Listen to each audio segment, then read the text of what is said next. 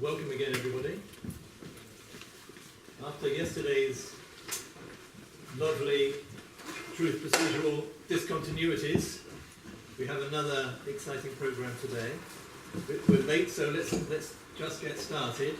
One change to the already revised revision to the program is that Michael and Arthur will now be speaking at the end, combining an introduction and talking about the journal with closing remarks. So we're moving straight to Andrew Gibson. The floor is yours. With no more review. That's it. Okay. This is material that in one way or another, quite a bit of it is going to appear in a book that I'm now writing for Bloomsbury called Modernity and the Political Fix, which takes its philosophical, there's a lot of different kinds of material in it, but its philosophical orientation comes in the first instance from Badiou, certainly, Benjamin, who remains extremely important for me, in ways that may appear later, but I don't talk very much about Benjamin today, and Rancière. For a little time now, I've been looking chiefly at the Badiou seminars that have been coming out recently. They are, of course, a stunning new addition to the corpus, and I think they will involve a decisive shift in Badiou studies over the next 10 to 20 years. I have a question to pose of Badiou today, a single question, and I was trying to elaborate an answer via a convoluted and arcane tussle with the relationship between philosophy and anti-philosophy.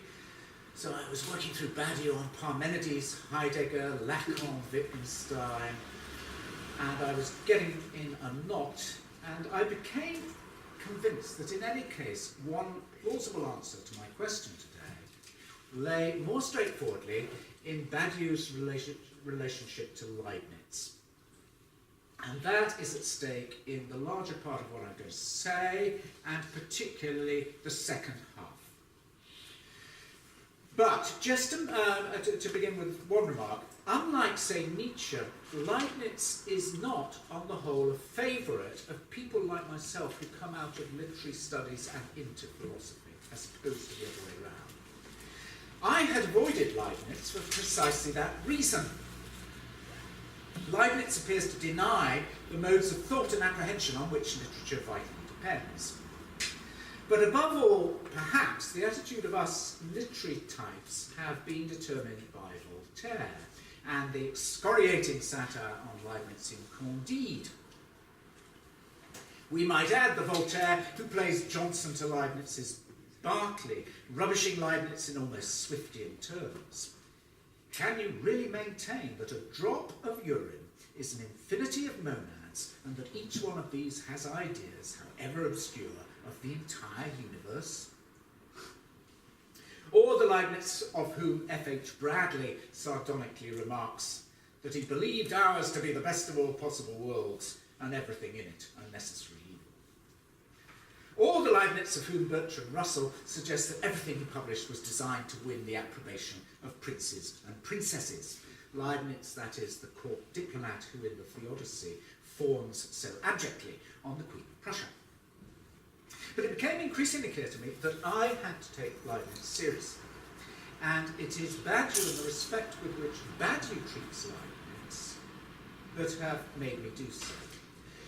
Because, and I'm going to suggest this, for Badiou it seems to me Leibniz is quite possibly not only a major antagonist, but whether Badiou quite sees it or not, perhaps his most significant philosophical adversary, because of the sheer brilliance of Leibniz's mathematics and his logic, a worthy adversary. Now my question, not for the first time at a conference, is what is the logic of rarity in Badiou? What is the logic of rarity? That's my question today. The event is rare. Events are rare, truths are rare, subjects are rare. Badiou says this over and over and over again. And he puts it with emphasis in the Heidegger seminar. Someone in his audience asks him, is there then such a thing as a subject? And Badiou says, in answer, yes, there is, but not many, not as many as some believe, and far fewer than people hope. Far fewer than people hope. We should take that stark admonition very seriously, I think. In Logique des Mondes, rarity is explicitly a part of what Badiou defines as his materialist dialectics.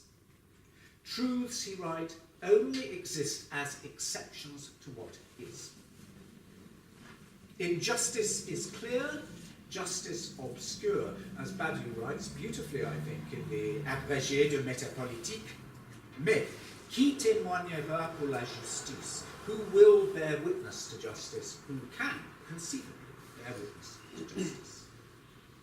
In this respect, as he himself has tirelessly insisted, the gulf between Badiou and contemporary social democracy, all the contemporary meliorisms and progressivisms and the postmodern liberalisms, all so dominant in the academy of the current time, that gap is stark and unshrinkable. Here he remains remote from the dominant culture. So events are not ready to hand, they are not implicit in every given situation, they are not imminent here, there and everywhere. This is a contemporary democratic formulation of the event which I have heard, for example, Simon Critchley articulate in recent years, and indeed directors of London art galleries, but which is extremely remote from Badiou's thought. As Agamben has abundantly noted, Badiou is an exceptionalist. He is as much an exceptionalist as, say, Hobbes. He expressly and very exactly notes the degree of his exceptionalism as a coincidence with Carl Schmitt in the Lacan seminar, page 145. Whilst in one or two more recent texts Badiou has seemed to relent, these moments are uncharacteristic. The historical incidence of events in Badiou's larger thought is better exemplified, to refer again to the Heidegger seminar, in the millennial disappearance of mathematics between the Romans and the Renaissance, or Moses Finley's argument, which Badiou adopts, that politics in the ancient world is sequential and rare, and there isn't much of it, apart from Athens in the 5th century BC, and the early years of the Roman Republic. Equally true poems, says Badiou, I am translating, are produced only rarely and with difficulty, and one encounters them only rarely, and so on. Now, if events take place, and they do, then given the doctrine of rarity, there is logically a remainder that constitutes the larger part of our historical experience. It is my contention not Badiou's, not only that event and remainder go together, but that they have, in some degree, to be thought together. Hence, the importance of Benjamin for me. One great and, for me, gripping example of thinking the remainder would be Benjamin's concept of catastrophe impermanence, notably as articulated by Badiou's great, much undervalued, and alas, deceased contemporary, François Proust. And I'm pleased to pay our homage here. By contrast, Benjamin, catastrophe impermanence, just in case no one knows what Benjamin might mean by that, think the angel of history. That's as far as I go. The angel of history is a condensed and simple version of what Benjamin talks about when he's talking about catastrophe impermanence. By contrast, there are numerous equivalents of the remainder in Badiou's work. He refers to the great historical periods in which, to quote Malhomme, as Badiou does in the Cours Ontologie, a present is lacking. Worlds in which a present is lacking, when the world is captive to the idea that nothing begins or is going to begin. Or take the instance of Lacanian analysis, as Badiou gives an account of it in the Lacan seminar. For me, the best book I have ever read by far on Lacan. It's a superb account of Lacan. The understanding, particularly of the late Lacan, is sans pareil, absolutely, as far as I'm concerned. Badiou talks about Lacanian analysis as pursuing its way through labyrinths, through a complex of chemins enchevêtrés, entangled routes, in the hope of the rare éclaircie, the unwonted moment of enlightenment.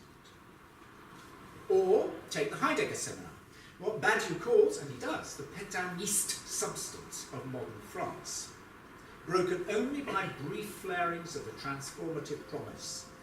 Notably, in the passage in question in the seminar, he cites the Revolution, the Commune, and implausibly, given what Badiou says elsewhere, May 1968. Implausible to Badiou most of the time, and to me all of the time. I always preferred Jean-Luc Godard on Les Enfants de Marx et Coca-Cola, the children of Marx and Coca-Cola. More strikingly and more abstractly, there is the monde atone, the lifeless world of Logique des Mondes, one in which there are no points, no junctures at which a body can realise its efficacity. And here I'm reminded, no points at which a body can realise its efficacity. I'm reminded vividly of Beckett's imprisoned bodies. Winnie, for instance, in Happy Days. In a monde atone, everything is assured, everything is organised, no tensions require that decisions be made. And it's a world without what Badiou calls isolates, which are nothing, on which nothing depends, which nothing separates from the void. Where the present scene is concerned, Badiou says, contemporary democracy aspires to a generalised atonality. Not to be confused, of course, with Schoenberg's atonality, one hastens to add. In general, atonality, perhaps one ought to avoid that word altogether and translate aton as lifeless. Oliver can no doubt advise me on that later. In general, the existence of the monde atone is both formally demonstrable and empirically self-evident. But Badiou says this as well. It is literature that best articulates the structure of a monde atone, and literature can be left to do so. And that is evident from the fact that Logique des Mondes only allocates 3 pages out of 590 to the concept of the monde atone. Or take le siècle, the century, which is of course Badiou on the 20th century. 20th century theme enough for a commentary on the remainder, one might think. And I'll take the book from an angle other than the political. There are certain passages in it, notably perhaps, but not only, Badiou's account of André Breton, where he is acutely sensitive to modern love as not only a question, needless to say, of encounters, subjects, and truth sequences, but of destructive, if not catastrophic, effects. Breton's terrible assombrissement de la vie. Terrible, I can't translate that. Terrible darkenings of life. Terrible cloudings over. A becoming sombre. And indeed, in Badiou says, a fearful recognition in Breton of the possible prevalence of modern lovelessness, the long, hard years without subjectification through love. But for Badiou, Breton's concern with what Badiou calls a negative excess, undoubtedly opened up by modernity, in one sense uncircumventable in the experience of the century, is also a resource. The negative excess must be converted into a positive one, unfathomable sorrow into infinite rebellion. So this in fact turns out to be another version of the line from the Internationale that Badiou himself quoted yesterday, to which he said very attached, Nous qui n'étions rien soyons tout. We who are nothing, let us be everything. In this respect, one wonders what Badiou might make of Kafka's great anti-Hegelian injunction to the century. Das Negativ zu tun ist uns noch auferlegt. Das Positiv ist uns schön gegeben. The performance of the negative is what is now required of us. The positive is already ours. Badius is a profoundly anti-Kafkan modernity, as he himself declares. His objective in the book is to rescue from modernity only what is important for thought, which means that the negative is neither to be rescued nor preserved. And that means that the remainder, as I call it, my term, may be set at naught. And as Badiou once said to me, pour moi, il n'y a pas de reste. For me, there is no remainder. Now, my question has partly to do with the presumptions that promote or encourage or underwrite that thought. There are two obvious ones that I don't share. One is Platonism and the other is affirmationism. For Badiou, what I call the remainder is comprehensible as the shadows in the cave in Book 7 of the Republic. There, Socrates asserts that the prisoner released from the cave and initially dazzled by the sun will eventually come to take his orientation from the sun. And the shadows will then be as nothing. Or, as Socrates puts the point, quoting Homer, better to be the poor servant of a poor master and to endure anything than to think as they do and live after their manner. That's those remaining in the cave.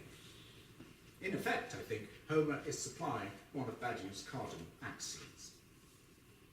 The other is supplied by Nietzsche. Philosophy must be altogether affirmative. Badiou has coincided with this explicitly. Philosophy must be affirmative without reserve. Now, my difficulty with that, coming out of literature, is that it sets aside an integral dimension of modern literature, and also modern love, and also modern politics. At least three of the modern conditions of philosophy, which for Badiou should determine philosophy. In the case of literature, the major modern poets repeatedly think event and remainder together. Shelley's Epiphanies and his fall upon the thorns of life. Wordsworth and Byron on the French Revolution. Baudelaire on 1848. Let us include Badiou's own examples. Hölderlin and the French Revolution, Mallarmé and Rimbaud and the Commune, Mandelstam and 1917 and the rise of Stalin. It seems possible to suggest that two of Badiou's imperatives come into conflict here, affirmationism and a full attention to the conditions of philosophy, and the first wins the day. I can't exactly coincide with him on that. And so I come back to my question, what then is the logic of rarity? The logic which seemingly ensures that by far the greater part of our historical experience is that of the remainder. Or to put it differently, in a universe as unstable as Badiou clearly takes it to be, founded on and haunted by the void, what is the logic of what he calls the enigmatic will to inertia? Why is Badiou's world not more like Deleuze's? Sartre had a compelling logic of rarity, which was rooted in his superb concept of the pratico inert. No such concept properly exists in Badiou's thought. And when I posed this question for the first time, I think, at the Great Athens Conference in 2009, Badiou said to me, simply said in response, c'est un fait, it's a fact, rarity is a fact. He has no need of a logic of rarity. I, however, do, and he has no need of a logic of rarity, and I think in his own terms, rightly, but I do need a logic of rarity, and that I think one can be constructed from his work, and that's what I'm going to do for the rest of my talk, heading progressively, if progressively is the word, towards Leibniz. Now, there's one obvious place to go in the first instance, and that's Lettres l'événement 2.7 and 2.8. Here the key concept is metastructure. For Badiou, I'll go through this fairly quickly, and I apologise if I lose people, but if you're desperate to be sure about what I'm saying. All this is basically there in the book I wrote on Beckett and Badiou. I can't remember the page numbers, but you can find it under Metastructure. For Badiou, every situation has a structure, and the crucial terms are belonging and inclusion.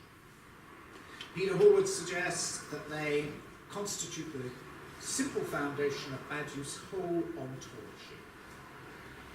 A set is a collection of elements belonging to it. The relationship of belonging being, say, let's say, Londoners. Now, I would say the people of Liverpool, but I don't know anything about Liverpool, so it wouldn't work in that case. So let's say Londoners. The set is defined by all of those elements that are counted for one, as they would be in a census, for example. On the other hand, the elements in a set can be grouped as parts or subsets.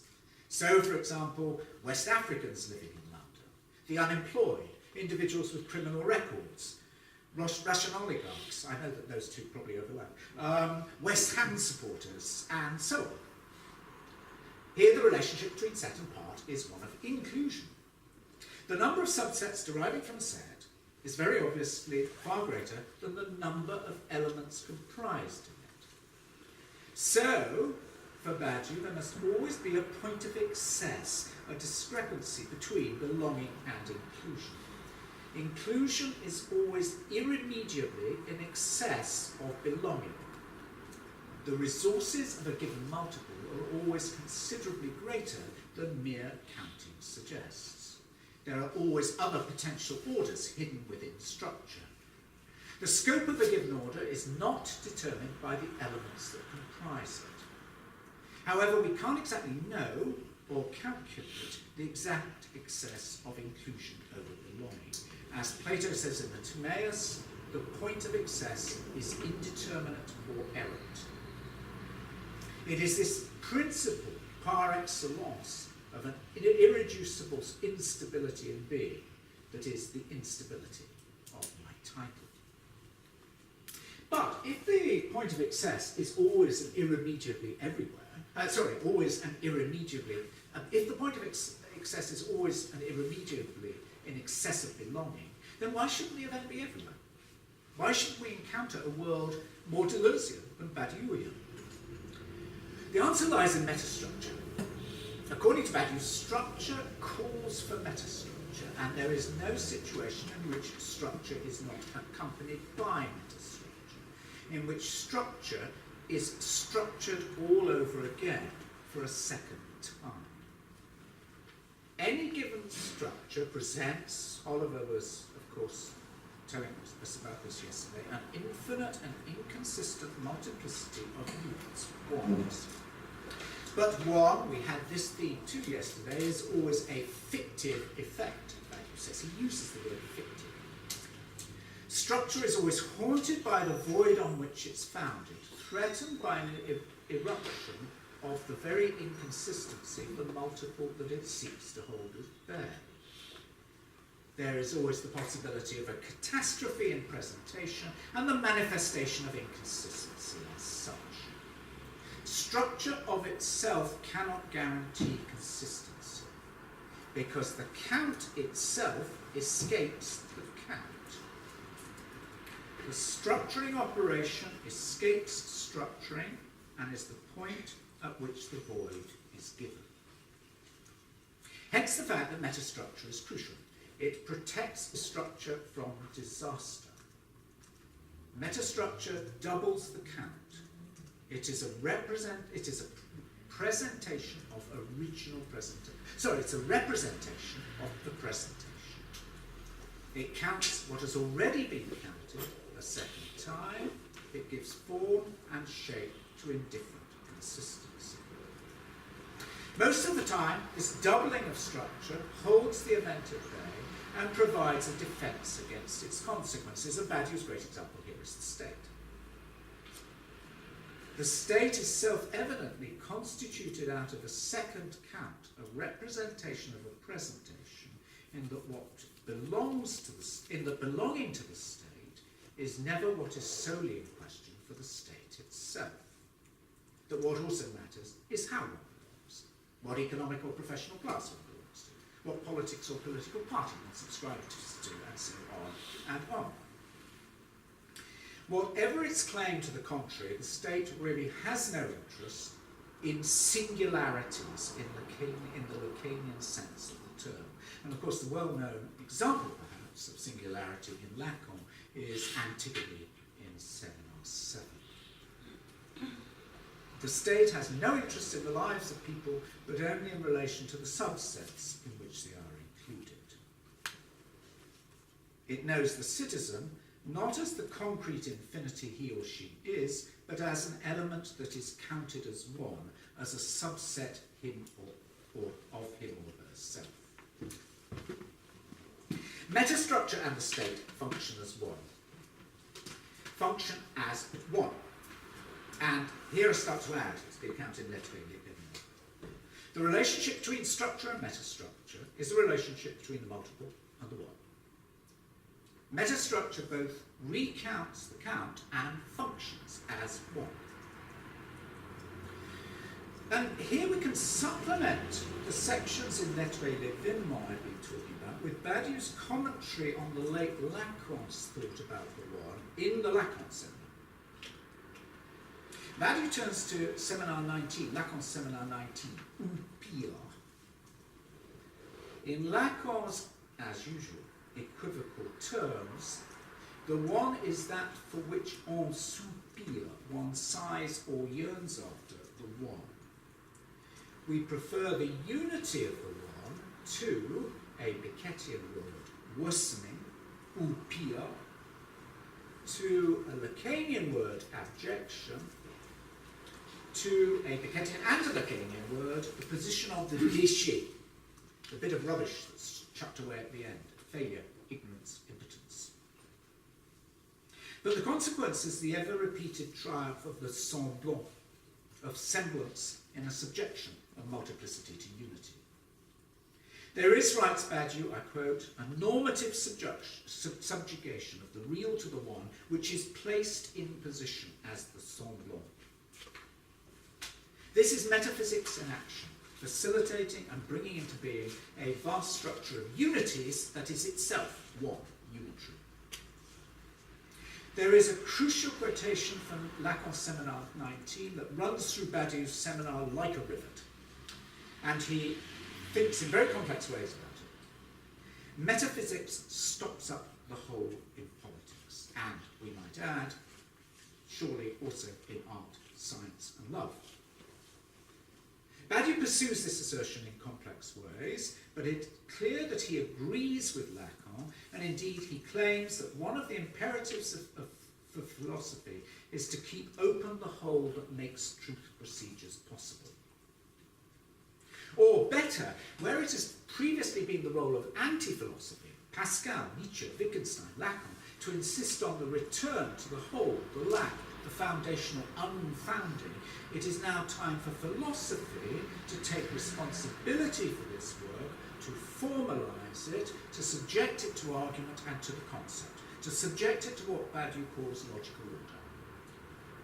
This anti-philosophy will, by definition, will not do. And I don't think I myself have heard quite enough yet about the importance of anti-philosophy for Badiou and the relationship between the anti-philosophical project and the philosophical project as he understands it. But if Lacan has no truck with the one of metaphysics and the semblant, on the other hand, he admits in a well-known phrase that and we heard it again yesterday, il y a de le, which I think probably translates as there is something of the one. Il y a de le, there is something of the one. The idea of the one that interests Lacan, says Badiou, is operation.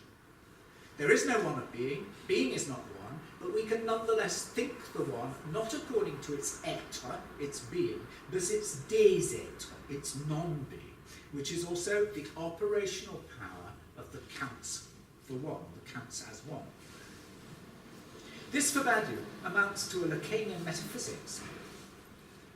At the same time, however, Lacanian metaphysics struggles against the odds, as Lacan very well knows, notably in the fact that, as he repeatedly says, Lacan says, religion is a powerful structure, and even in certain respects, constantly, still decisive force. Not least, says Lacan, in that meaning is always religious. Hence the Lacanian concern with the mathy, which can take us beyond that overbearing residue of religion. But for philosophy too, the temptation of the one is ever present, not least in relation to politics, where it repeatedly legitimizes the state. Everywhere, the one constantly threatens to triumph. Indeed, the one repeatedly interferes to balk the progress of the truth, as in the case of the history of psychoanalysis, Badiou says, as in the case of the Russian Revolution.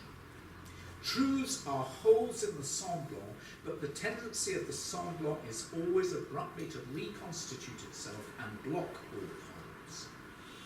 And this does much to explain the rarity of truths, what Badiou calls the extraordinary precariousness of truths. But then why should the one constantly threaten to triumph? One answer is present, I suggest, in the philosophical tradition as Badiou gives an account of it. Above all, in the Parmenides seminar. The question of being, Badiou plainly asserts, is not the essence of philosophy. Indeed, in one sense, it never has been, because its centrality was the result of a decision. Now, Badiou's account of Parmenides is very subtle, and I'm going to give a wretchedly crude account of it. Nonetheless, what seems to me to be important is this. Parmenides should not be thought of as the original thinker of the one. He thinks the two, he thinks division, but he then decides in favour of the one. He decides in favour of the one rather than the other. He decides in favour of being rather than non-being. Parmenides inaugurates the founding philosophical distinction between being and non-being, but he also makes the founding decision, which is to think being, not non-being. Do not take the way of non-being, Parmenides declares. There is nothing to be gained from taking the way of non-being. This then leaves the thought of the two, division, non-being, along with being, to anti-philosophy, as in Nietzsche's great injunction, to break in two the history of the world. The fact that Badiou reveals the very history of Western ontology as founded on a Parmenidean decision is extremely important, because it precisely exposes the lack of necessity to that orientation. But it's only recently, says Badiou, that the decision has been fundamentally called into question. Above all, firstly, by the Heideggerian insistence on Geschichtlichkeit, on historicity. Historicity leaves us with a knowledge of being as in fact infinite and indeterminate. To be treated can only be treated by means of operators. That on the one hand, and secondly, says Bacon, That's an interesting composite name. Bacon.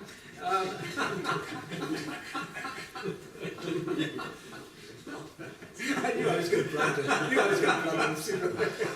Started back on studies. Maybe it's Laliu. Yeah, I was going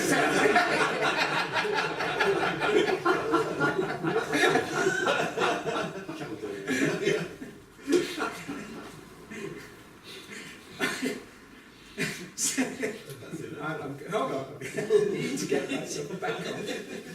Even back on.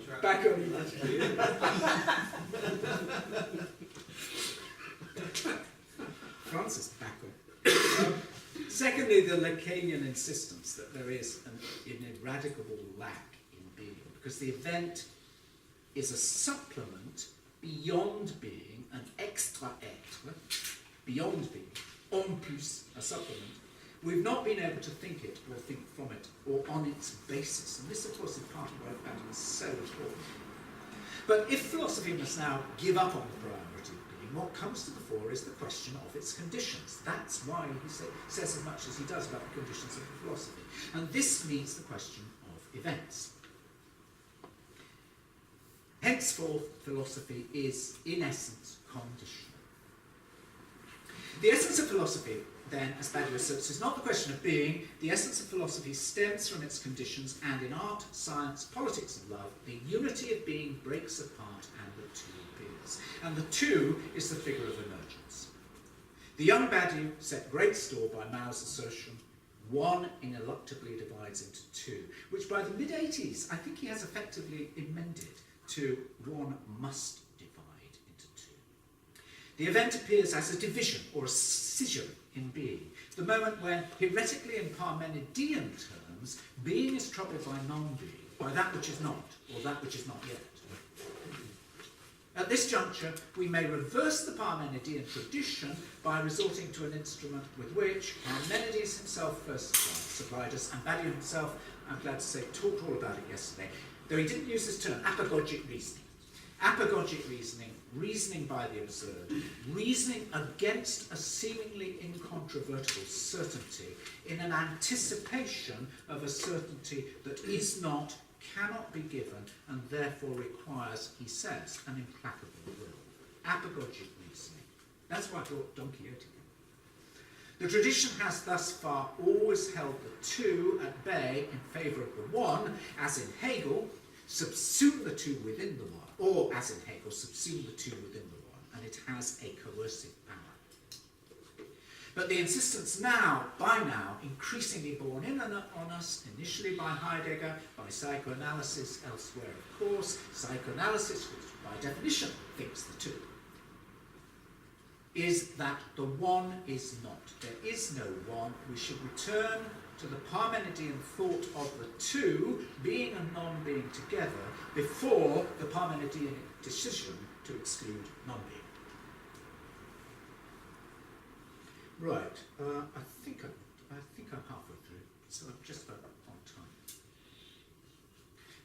This is the second half, and I now get into the question of Leibniz, and it will, I think, follow on from what I've been. I hope it follows on from what I've been trying to explore. To think being and non-being together is integrally to think the event. But the tradition has been determined against that thought, and it has repeatedly inflected thought towards the one. Insofar as the tradition persists in various forms, it calls to and it consolidates or metastructure the one beyond the counts as one. Its prevalence supplies another logic for the rarity of truths. But there is a third logic, I think, beyond metastructure, beyond the priority of the one and being, a logic that is intrinsic, and this bit is important, intrinsic to Badiou's theory of the event itself, or better, actually, intrinsic to his theory of subjects and truths. And we can bring that logic out, I think, particularly effectively with reference to his work on Leibniz. Now, Leibniz I take to be, above all, a philosopher of conciliation and reconciliation. Daring is not perhaps the most obvious word to associate with Leibniz, yet in one respect he is a daring philosopher, in that he pushes paradoxes and contradictions to their limit in order, he hopes, to reconcile their terms through a peculiarly strenuous reason. So on the one hand, Leibniz is, like Badiou, a great thinker of the multiple, multiples within multiples, multiples within multiples, within multiples, within multiples, and so on ad infinitum.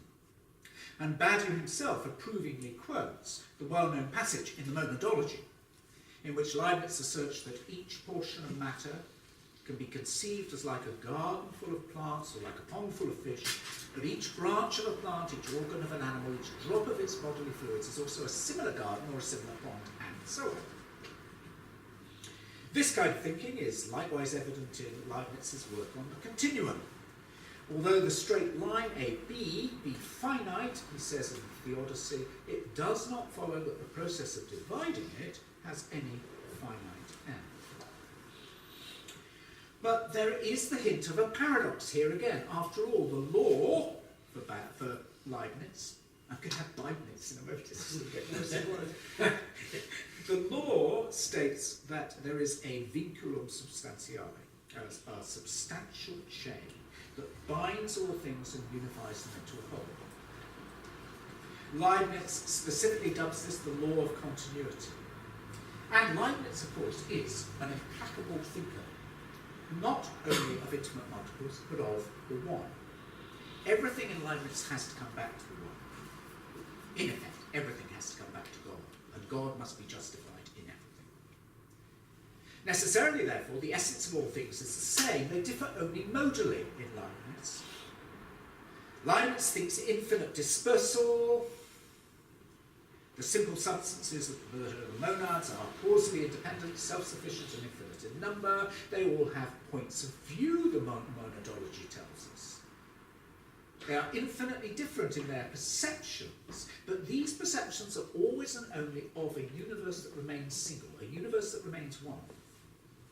Furthermore, this infinitely ramifying universe is characterized by its coherence, its containment, complete relatedness, a connection between all things whose principle everywhere is relations, says Leibniz. That's in his dissertation. According to Leibniz's hypothesis of concomitance, which later I think becomes his principle of pre-established harmony, the universe is subject to a regulation that ensures that everything conspires together most beautifully. Everything conspires together most beautifully. Thus, the Leibnizian axiom of connection states that all the substances of a given possible world must be compossible both in time and space. There is original cohesion, a force that makes everything cohere. All is a plenum, writes Leibniz. All matter is connected together. At the same time, Leibniz's thought is pre-formationist. There is progression, change. But in Leibniz, change can only follow pre-established lines, which themselves do not change.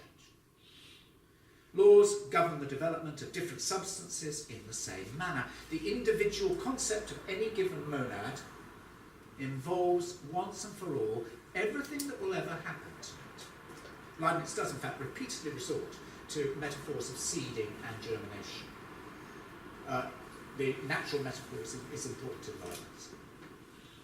All matter contains forms, entelechies, that determine that it shall be as it is and no other. The states of any given monad are always the consequence of preceding ones. So change is never a free principle, never an index of or a means to freedom. Or rather, only within Leibniz's very particular concept of freedom. Leibniz is very worried about this, because people kept on saying there is no freedom in your world, in your thought.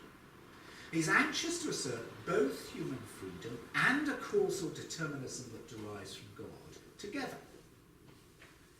Hence, what is called his compatibilism. A free act, says Leibniz, is determined but not necessary. Truths can be contingent and demonstrate the existence of freedom if their opposite does not imply a contradiction. As in the case of the statement, Julius Caesar crossed the Rubicon. But this doesn't mean that Caesar might not have crossed the Rubicon after all. Caesar was destined to cross the Rubicon. That's a predetermined truth. Leibniz's concept of freedom begins to look like a matter of formal logic without effective value. And indeed, Leibniz asserts that necessary truths are logical, metaphysical, and possibly geometrical, but they're not causal. What contradicts the concept of absolute necessity, he writes in the Theodicy, are truths which neither do exist, nor will exist, nor have ever existed. Great Frenchman Antoine Arnauld asserted that Leibniz's defence of freedom amounted to so little that in effect it ushered in a necessity more than fatal. And it's hard to see how Leibniz could, in fact, argue his way out of that corner. And this is precisely related to the doctrine of possible worlds, for which, of course, he's famous, not least currently. On the one hand, according again to the Theodicy, as the vast region of verities contains all possibilities, it is necessary that there be an infinitude of worlds. On the other hand, if there is an infinite number of possible worlds, the monadology tells us that only one is and can be actual. The actual is, in fact, the only possible world. For Leibniz, contingency, possibility, and freedom exist but are inoperable, ineffectual, and unrealizable. In effect, they're nugatory and odious. Leibniz lets all three concepts in, contingency, possibility, and freedom, only in effect to keep them out. So unsurprisingly, we end up with the famous assertion that ours is the best of all possible worlds, because it turned out to be the only one that was possible anyway.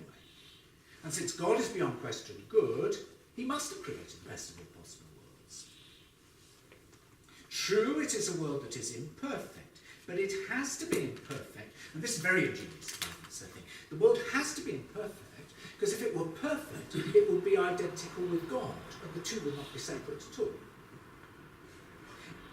Anyway, we can explain its imperfections. God may sacrifice moral to physical perfection. I think that's a very interesting concept. God may have sacrificed moral to physical perfection. We don't know the whole good behind what is partly evil. Evil renders good more discernible anyway. So it shows it up by contrast.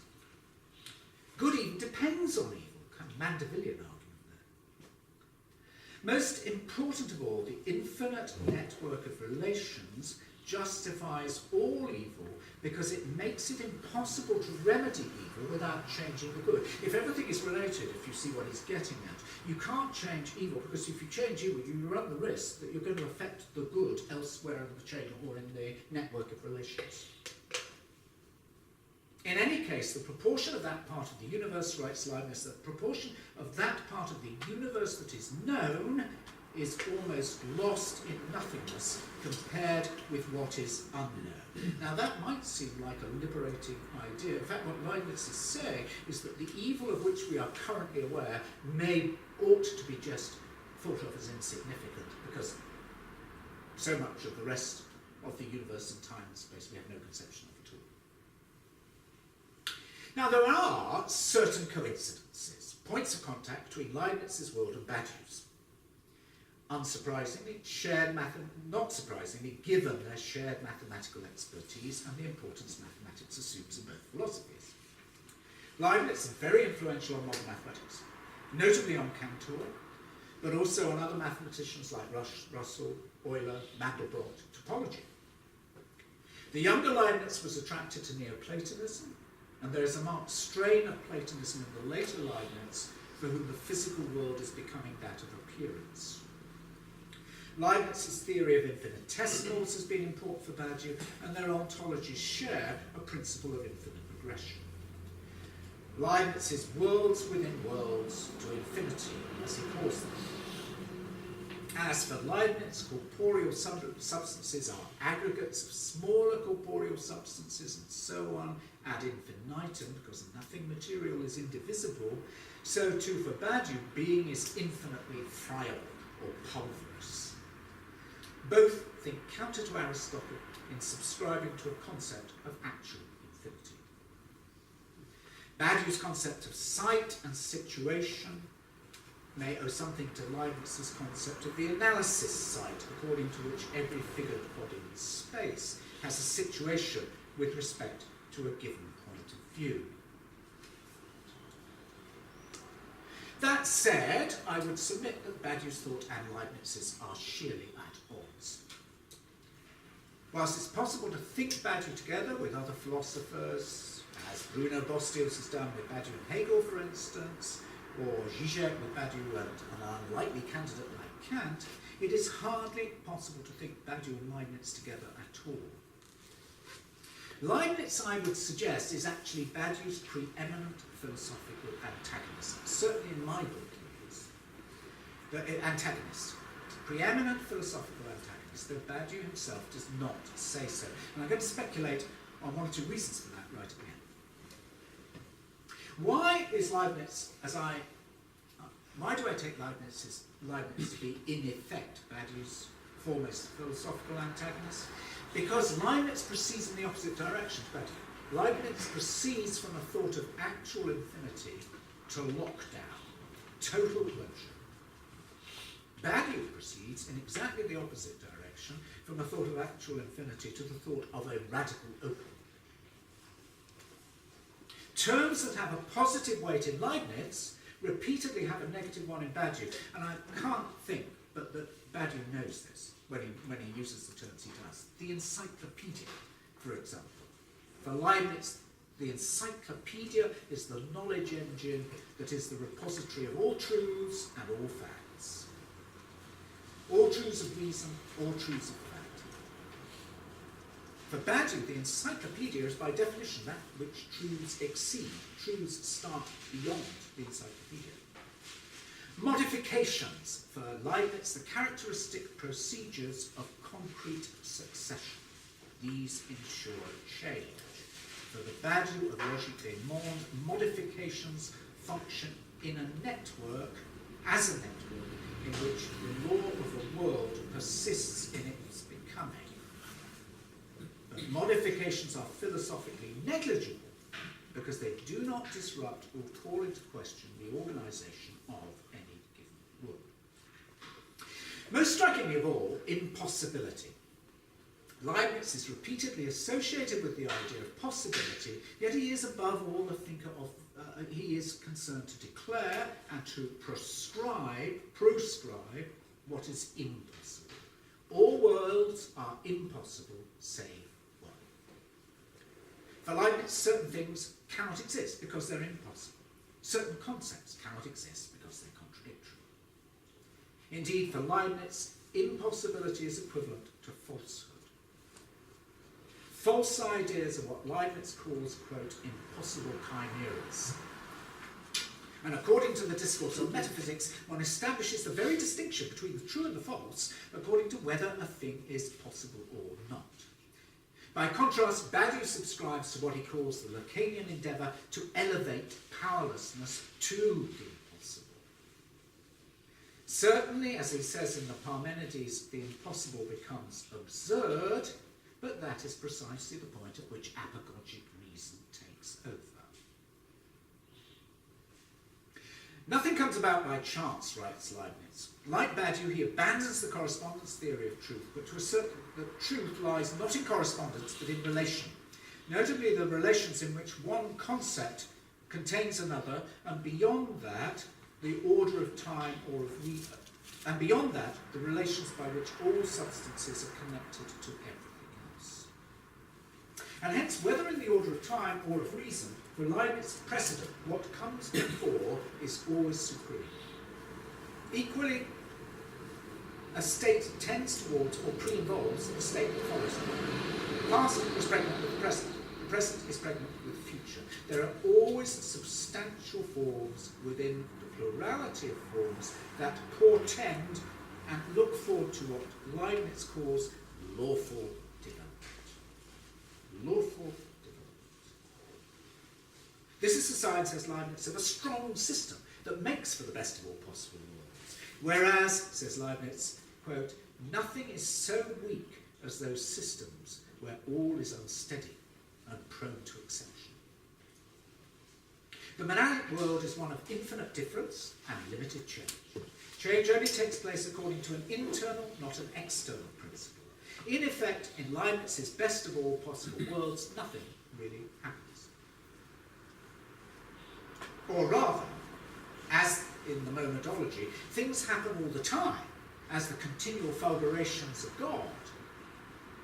But such events are immediately limited, says Leibniz, and I quote, by the receptivity of the creative being, whose essence it is to have limits, whose essence it is to have limits.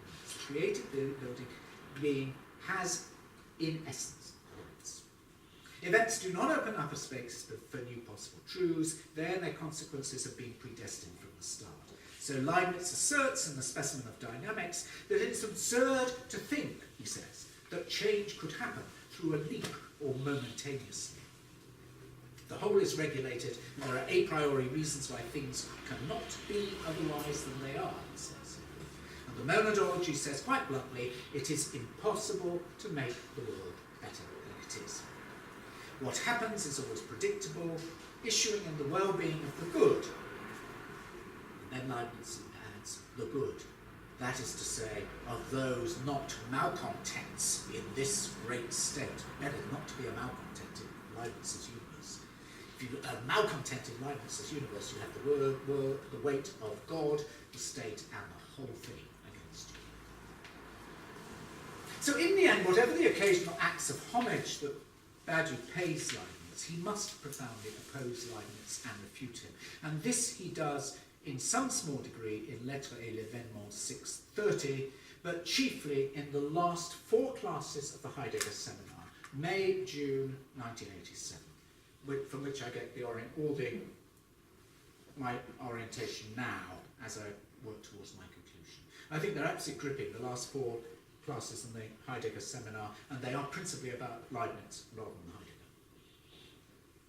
And here the question seems to me to crystallise around a concept that hasn't come up in the conference so far, and that's the concept of indiscernibles. Indiscernibles are a figure of the pure two. Pure scission, pure division. The two prior to any attributes. The two prior to any characterisation whatever, or the term I think Badiou would prefer, prior to any nomination. Indiscernibles, then, are two and yet indifferent. But for Leibniz, who is famous for the principle of the identity of indiscernibles, indiscernibility does not institute the two, and Badiou says this, and indeed for Leibniz there is properly no indiscernible. Leibniz cannot think indiscernibles. If he did, the whole structure of his philosophy would collapse. Because the structure of his philosophy is founded on the self-sufficiency and self-boundedness of self-standing monads. And if indiscernibles exist, then the isolation of the monad cannot be universally true, because it is no longer possible invariably to ensure that the one is other to the other. And indeed, as Badiou himself argues, the Leibnizian principle of sufficient reason also then disintegrates, since it is always a one that has sufficient reason for existing in Leibniz, and if an indistinct two exists, as in the indiscernible, then there can't have been sufficient reason for just one to exist in the first place. And if monadism and the principle of sufficient reason don't hold good, then the Leibnizian world, the universe, doesn't hold good, nor does the Theodicean conviction that ours is the best of all possible worlds. The whole house of Leibnizian cards threatens to come tumbling down. For Badiou, by contrast, indiscernibles must exist. One must divide into two. But the two must remain indistinct, because if they're distinguished, perhaps chiefly by names, then we're promptly back with the one again. To go back to the terms of the Parmenides, indiscernibles ensure the trace of non-being within being, or better, they indicate that which is not non-being, but has no being. The subtlety of this kind of thought is staggering. For if being is reproduced in a second instance, as for example with clones I take to be a good example. As for example with clones, if being is reproduced in a second instance, then being is no longer being. This then holds open the space for a possible event. So Badiou has to take Leibniz on. But at this point of the drama, as it were, Badiou takes a noteworthy turn. Leibniz, he writes, must be taken very seriously. I haven't perhaps been taking him quite as seriously as I should have been. Badiou says, yeah, you've got to take him very seriously. It's not enough, he says, and he says this explicitly, Lettres et l'Événement 630, to try to counter Leibniz's natura non fecit salta. Nature makes no leaps. Classic concept of Leibniz. Natura non fecit salta. Nature makes no leaps. It's not enough to counter it by asserting an imaginative knowledge or apprehension of leaps and discontinuities. It's not enough to go to our poets. Badiou actually uses the word imagination, which is very rare in that passage. Leibniz's logic is extremely rigorous, and indeed, so long as one remains committed to the analytic manner which Leibniz espoused, the decomposition of the given and extant, then that logic, Leibniz's logic, appears to be insurmountable. One must keep the rigour but change the manner. And that's what Badiou proceeds to do in the last 4 classes of the Heidegger seminar. Now, I've not got time to go into the detail of the logic now, and it is in any case highly technical. I'll just give you a few vital aspects of it and then work rapidly towards my conclusion. Firstly, truth sequences do not just begin in indiscernibles, they articulate the indiscernible in a given situation. They are indiscernible, and, says Badiou, and this I found surprising, they tend towards indiscernibles. And this should really stop us in our tracks. Truths don't end up giving us nuggets of wisdom, for example. They don't consist of new forms of knowledge. They don't even consist, finally, of new forms of practices. They arrive at new forms of openness in being, which are deeply anti-Leibnizian. Secondly, as Badiou has tirelessly insisted, I don't think this has come up yet as such. The tense of a truth sequence is the future anterior, that which will have been accomplished. The subject has no certainty of being caught up in a truth sequence until the truth sequence has completed itself, has arrived at the indiscernible towards which it was tending. Furthermore, this is not a conclusion, this is not a summation, this is no kind of final comprehensive state. Truths are always inachevé, they're always unachieved. And this also means, fourthly, and Badiou explicitly says it in the Heidegger seminar, that no event is perceptible as an event until a truth sequence has been accomplished. In other words, St. Paul on the road to Damascus can very easily mislead us. Events, the Damascene conversion, for instance, are proved and come into being retrospectively. This is getting away now, as I think we've heard this before at a conference, but one's hearing it elsewhere, from the idea that Badiou is really talking about miracles. He's not talking about miracles. Truths require names, but a truth procedure, says Badiou in the Heidegger seminar, has a double origin. The nomination of the supernumerary is not the same as the protocol of fidelity. They're quite distinct. And the name itself is chiefly significant as the possible origin of a thought of the indiscernible. Truth sequences, the processes by which events come into being, are immensely complex, says Badiou. In the Heidegger seminar, the words he uses include nuance, extremely fine, effectively atomistic subtleties, concrete complexity, great complexity, extraordinary complexity. These terms are all over the place in the last 4 chapters of the seminar. This explains Badiou's repeated assertion that truth sequences are actually fragile and delicate constructions. They can break up extremely easily. And indeed, he says this in the Heidegger seminar. That's what they did after 1917 in revolutionary Russia. Truth procedures are elaborate structures of connection and disconnection, not least in the extent to which they involve inquiries of a most strenuous kind and are littered with zones of conflict, a quotation, involve modes of fidelity that are extremely interinvolved.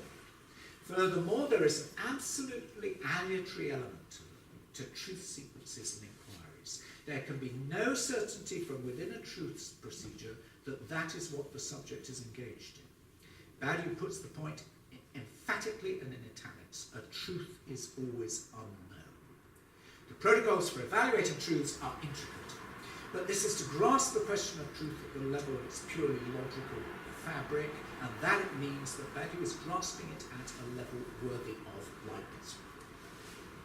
Now, at this point, to come right back round to the question I've been trying to raise, the principle of rarity, the logic to rarity, may start to become clear. Given how ferociously the odds are stacked against truth sequences, it may seem remarkable that any succeed at all. But the real difficulty is not, as it were, out there in the relation between being and the event, or not only out there in metastructure and the prevalence of the world. It is also interior or intrinsic to truth sequences, and since it is only as a consequence of truth sequences, only insofar as they have a certain character that we can be sure that events take place at all, difficulty afflicts the event too.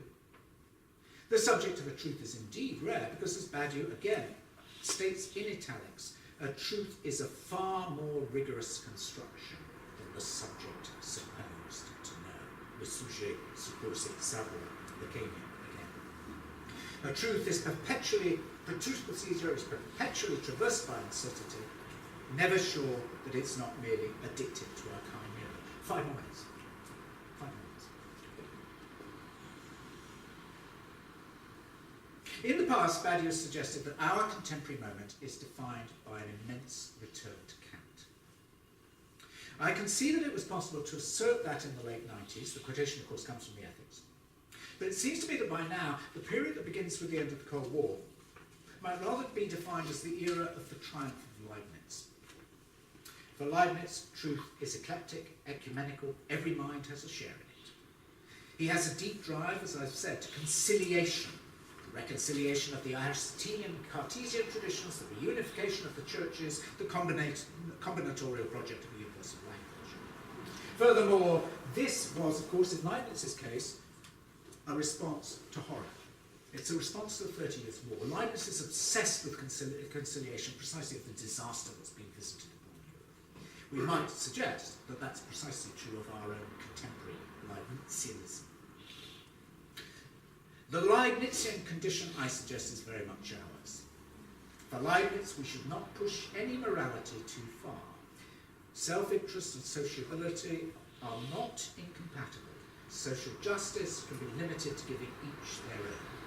The moral should not outweigh the physical, because God is like a great architect whose aim in view is the satisfaction or the glory of having built a beautiful palace. There should, says Leibniz, be a balance between simplicity of laws and richness of phenomena. In all these respects, I suggest Leibniz seems uncannily close to what's around us right now. And the Leibnizian paradoxes, I would suggest, total network and total self-sufficiency, limited or monadic self-sufficiency, limited contingency and actual necessity, an ungainsayable particular freedom and comprehensive determination. These too are in large part ours.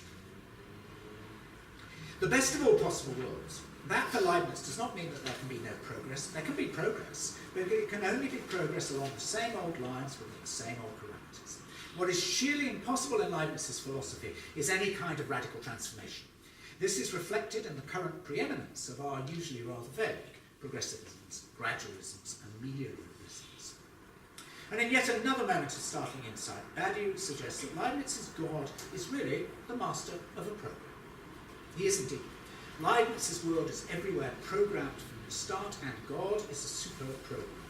He'd go down very well at Apple or Microsoft. Leibniz is one of the great predecessors of our high-tech culture. He was obsessed with technological innovation. His combinatorial project anticipates computer language. He invented increasingly sophisticated calculating machines. He invented binary arithmetic. For Leibniz, two natural machines have forms with laws or programs from their actions. He extrapolates, as it were, from a technological conception or a mathematical conception of program to nature. And that's precisely what we have done, as it might be with DNA. Like Leibniz, we have been busily redeeming teleologies. And along with all of this goes, I think, Theodician uplift. Leibniz thinks that people are naturally inclined to be happy and seeks to give them reasons why they should be. He is the ideal philosopher, if only they knew it, for the advertising industry and the contemporary media, for consumerism and for what Simon Jury calls democratic state capitalism. Leibniz can even teach us why, and I think this is true, I think Leibniz can teach us why in an advanced technological culture, religion starts to make a comeback. Why the two are not incompatible and may even nourish one another. I'm not saying, incidentally, I agree completely with Badiou, there is no essence to technology. I'm not arguing about a particular culture. Indeed, we may wonder whether a culture like ours, like Leibniz's thought, does not finally need a concept of God if its manifest contradictions are not to become apparent. But from a point of view like mine, much drawn towards Badiou, in the end, Leibniz is preeminently the thinker of monde at dawn, lifeless worlds. By contrast, Badiou is powerfully committed to preserving or opening a space for thought and action and practice beyond or outside or supplementary to our current neo-Leibnizian order. And it is a major reason, I think, though not the only one, why he remains so important to us. And I'll finish there. I do have a last couple of paragraphs on why I think Badiou doesn't say this, which I won't go into because I think I've rounded off quite nicely at this point. Okay, so So questions, please. Yeah, thank you for a great talk. I really liked it. And I also agree a lot. And I was reminded of Karl Marx on the Jewish question, where he already likens the monad to the individual in capitalism, which totally connects. yes, I mean, I think I was trying to get into something a little more specific than just the individual in capitalism. I'm trying to get something, I mean, I would have to go into it more detail. I haven't really thought this through. To a large extent, what I was saying at the end is intuitive rather than properly thought through. But, I mean, the intuitions are there for me on a daily basis. It seems to me that the idea of a heavily networked and overly determined culture that is nonetheless constantly pushing people into a progressively more monadic existence seems to me to be exactly where we are. I mean, a set of relations that are all of one kind, but are comprehensive and determining. But that goes along with what we're constantly being told about, you know, how monadic we are. I mean, how free as individuals we are within what are already heavily overdetermined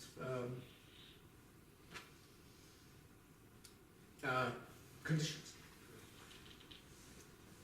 But yes, I mean, if you suggest that that what's partly in my mind is something coming out of Marxist tradition, I'm perfectly happy with that. It's true better. So I have a question. There was one step in your talk that fascinated me when you said that you can interpret the concept of indiscernibles as a figure of the two, as pure scission, prior to any nomination, prior to any attribution of qualities to the two sides of the scission. Can you explain that a bit further? I assume that's what Badiou means, as opposed to what Leibniz means. Leibniz says that there are no indiscernibles because they are identifiable. They can be given separate identities. What I think Badiou, this concept of indiscernibles that seems to me to be operable in Badiou, is a concept of a split where nothing is identifiable in the two at all. So as it were, the one is ghosted by the other. Both are empty or spectral forms. I think that's what seems to me to be there. This is, as it were, a purely mathematical conception of the indiscernible, whereas Leibniz has at once to pin down the mathematical conception to something else, because otherwise he's into problems. If you see what I mean. Does that make any more sense? I mean, I agree. It's a difficult thought. It's difficult for me. I don't know that I've got as far with it as I should. I mean, it's fascinating for me because in my current project on political action, the premise is the starting point for thinking is conflict, right? And if it's the starting point for thinking, can you immediately identify two sides to that conflict, right? And are we always already in a duality? And one of the great problems with the thinking of political action all the way through the history of metaphysics is we always think conflict in terms of a dualism, where you can have 3, 4, 5 actors or more. So it's this whole question of whether a generic multiple can be reduced to a figure of the two or not is quite crucial for me as well. And I always thought generic multiple rejects each and every single property of the encyclopedia, at the same time as also possessing each and every single property of the encyclopedia. So it's a scission, but it might not be a scission of duality, it's a scission of I mean, it does. I mean, the obvious thing to say in the first instance is, I don't know whether you've looked at those last 4 seminars closely, but that's where you get this. I mean, getting it directly from those May and June 1987 seminars, and that's where I don't think I grasped the concept of the indiscernible at all properly until I read those, and it did seem to me that what he was saying, perhaps he can answer for himself, perhaps we need to ask him to address this question, is that the indiscernible is the figure of the two prior to any attributes whatsoever. Yeah. And that's why it seemed to me that, again, it may be that I need to correct it. That's why I introduced the figure of the clone, because it seems to me in the clone, that's the one way in which one can think it material. You see what I mean? Two that are absolutely identical, between which there is no discernible difference at all, and yet the two are separate. I mean, it is a paradox, I grant you, and I'm not convinced that I have worked it out in sufficient clarity yet, but the paradox is precisely of indifferent difference. The figure of pure difference in which there are no concrete differences, in which there are no separate concrete differences. Would that seem right to you? Or, I'm not meant to be asking you questions.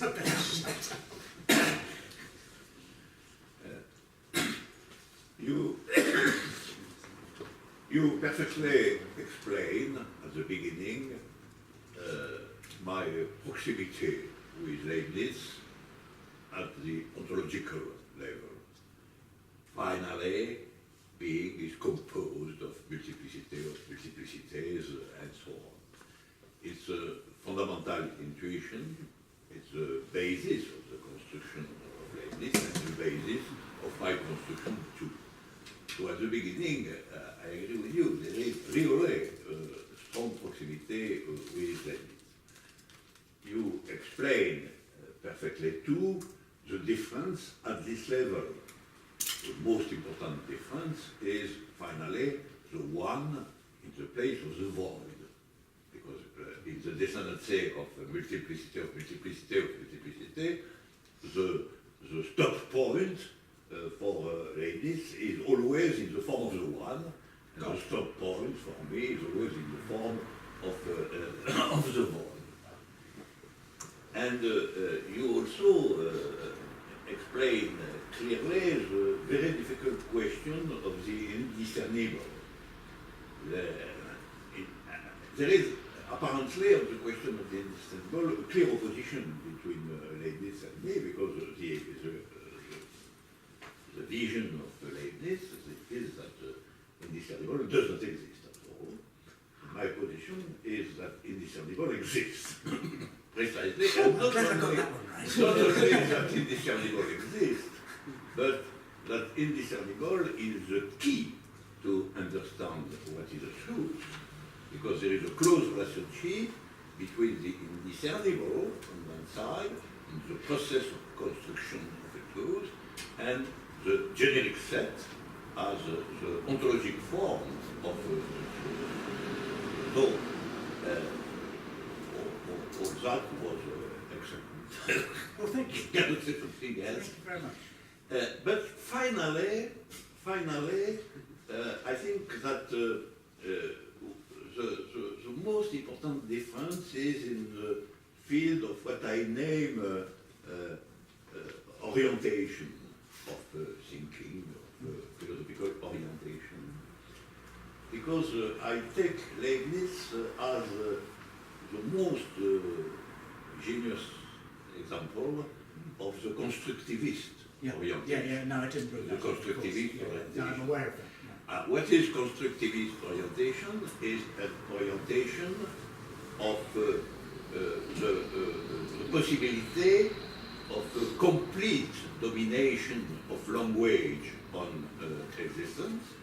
That is the possibility to give, naturally, it's the possibility, it's an ontological possibility, to use a metaphor, to give a proper name to all what exists. Because there is no indiscernible. So we can, in principle, we can name a thing with a different name than another thing. And so there is a clear possibility of adequation, complete adequation between language, maybe a formal language which does not exist, but which possibly exists, and the layer of being. And finally, the idea of Leibniz is that we can hope complete knowledge of all what exists. That is Mathesis Universalis. It's the name, Mathesis Universalis. It's the vast program of total knowledge. And so, for me, finally, there is no distinction in Leibniz between truth and knowledge. That is the final result. And it's always the case in constructivist orientation. Because in constructivist orientation, we have name for all what exists, we can construct a complete language, and so the knowledge as such is sufficient. We have no necessity of a separate concept of truth. Or for me, precisely, the difference between truth and knowledge is fundamental, the fundamental one. Knowledge is, in some sense, the language of the situation. There is always a sort of relativity in knowledge, because knowledge is always appropriate to create and determine situation. And as an exception, truth is universal, but universality is always in the form, primitive form of an exception. And so it is why we have no name for an event, for example. We must create the name in the encyclopedia of the situation, we have no name for an event. And so it is why my orientation thinking, I name a generic orientation. I recall that I distinguish three forms of orientation in thinking. The first one is constructivist orientation, with the result of identity between knowledge and truth.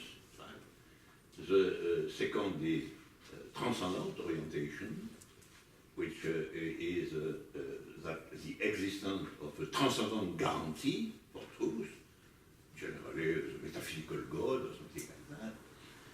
And so all the question is to find a guarantee to a finite knowledge based on infinite truth.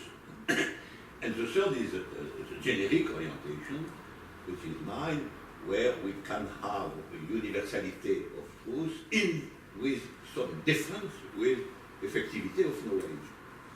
So, to resume, for me, but I repeat that all your detailed explanation was absolutely convincing and true, but for me, subjectively, the difference of Leibniz is very important.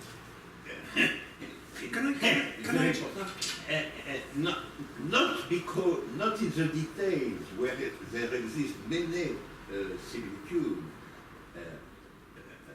And when you say, for example, that my vision is to introduce an exception in the world of Leibniz, I can agree with you. The world of Leibniz with an exception. But the exception for me is the most important point. Of course.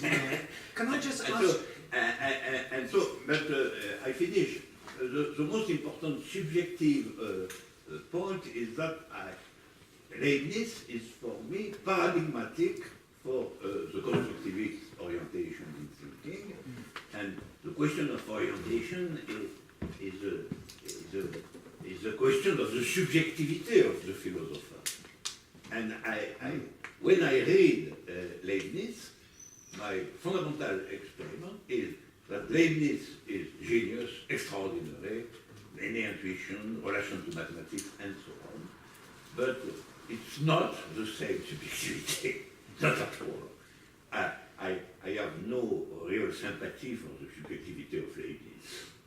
Whereas I think because the question of orientation. Yeah. I'm close to you on that, but he also scares the hell out of me. If Leibniz were right, just as if the DNA merchants were right, it would feel like the end of something for me. Actually. Feel like the end of thought too.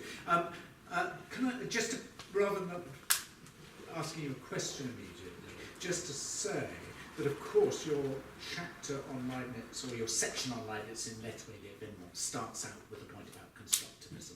And I can see why I didn't bring that up. It's to do with the fact you have just said Leibniz is preeminently a constructivist view. But of course, if he's a constructivist, then how serious is he finally about his God?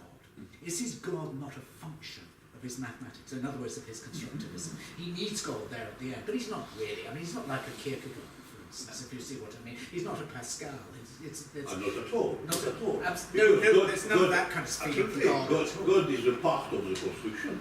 Yeah, exactly. Yes. Nothing else. Yes, a program, precisely. You know, a divine clockmaker, in effect. But actually, therefore, and that I think I've not got, and I now, because my drift has tended to be towards identifying Leibniz more as a transcendental, the orientation as transcendental, with constructivism as the tool, whereas what you're telling me is that the orientation is constructivism and that the transcendental is just a spin-off of that. And I can believe that, actually.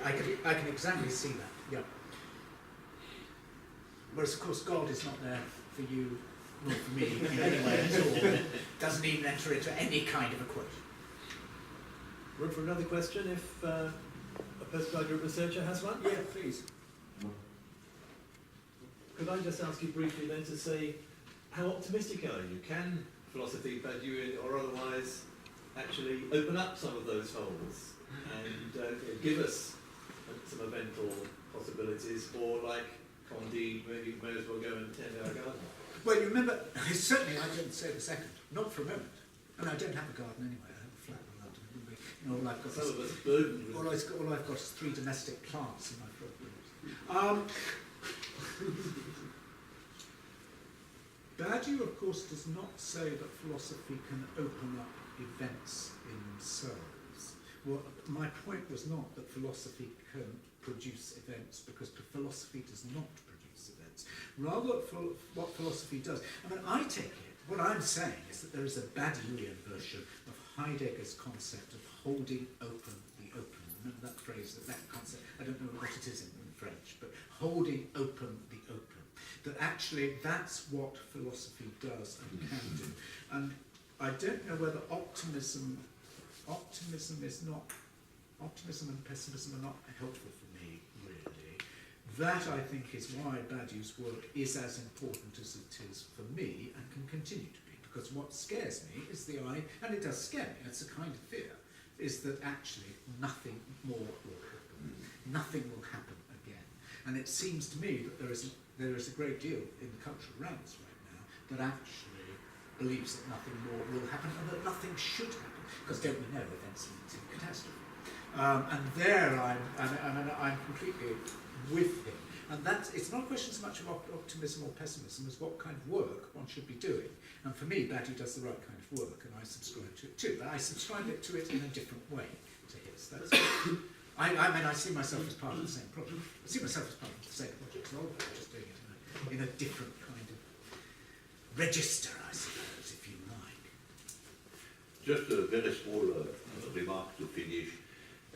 Concerning the relationship between structure and metastructure, there is a point which is also of not at all Leibnizian nature. It's the point that we cannot know the difference of potency between metastructure and structure. It's because we cannot know if the general hypothesis of the continue is true or not. There is a point of indiscernible. It's a point of indiscernible. And so we cannot have a complete knowledge of the potency of the state. And it's a very difficult point in politics, because in politics the state is the state. And not only the state has always a potency which in some sense is different and superior to the potency of multiplicity, but we cannot know the potency of the state. So there is no mathesis universalis in the field of politics, because we cannot know the strength of the state, and so we must always suppose something concerning the strength of the state. So there is something always hypothetical in politics. and we must go with an idea of the possible strength of the state, but we have no proof concerning that sort of strength. And so there is something which cannot be a certitude. Can I just come back to that question about optimism and pessimism for a moment? Because there's something else that occurs to me that I want to say. I don't regard the implications of my own insistence on rarity and on the remainder as a form of pessimism. I regard it as a way of upping the stakes. I deeply distrust people, I occasionally hear them, who come out of that and think that the event is round the corner. You know, there's some little demonstration, a truth procedure is beginning. That is, unless we can take on board what he really means by rarity, I think we get nowhere. We just relapse into what is effectively a social democratic conception of political possibility that also has always a theodicy and a dimension. It's reassurance. It's to do with reassurance, as in Leibniz. It's a question of reassurance. And I just want, us to take the philosophy seriously, if you see what I mean, not to try and adjust it.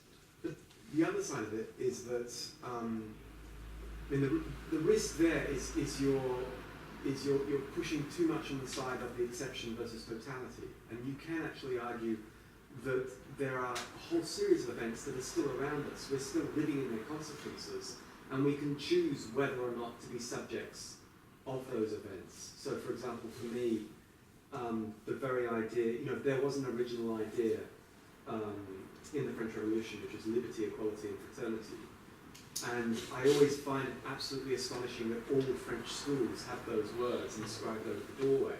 And whether or not those schools have fallen away from those ideals or not, nevertheless, as a teacher, you can try and engage in the process of education in fidelity to that unfinished project of the French Revolution. I couldn't agree with you more, but I don't know that that's the way the first and second of your sentence is pointing. That for me is a question of transmission, and I think transmission is all important. And Lacan teaches us about transmission, but Valli also teaches us about transmission. Conceptions of transmission, how we transmit and what we transmit are all important. That's a different matter from saying that the event is out there, the possibility of the event is out there right now. You see what I mean? That's saying that the events matter. I couldn't agree more. Yeah. I mean, yes. I mean, I'm a subject of the French Revolution. I mean, very, very much. I really am. I'm sorry. I'll give you the last word there, Ed, for the moment. Thank you very much, Ed.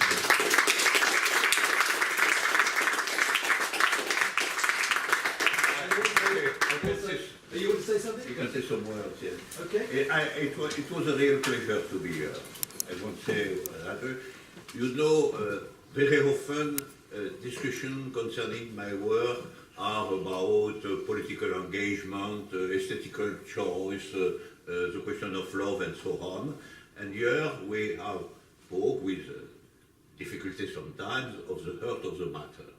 That is ontological determination, construction of the proposition of new concepts and so on.